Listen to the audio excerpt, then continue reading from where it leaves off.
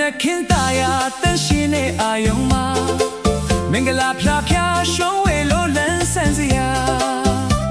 အလေးရောင်တစ်ခွန်းဆက်လို့လား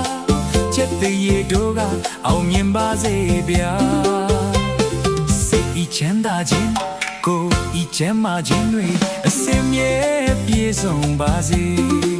ဒီနေ့မှာစီးပွားတွေတိုးတက်လို့လားရွှေမိုးတွေရွာငွေမိုးတွေရွာလိုအင်စန္ဒ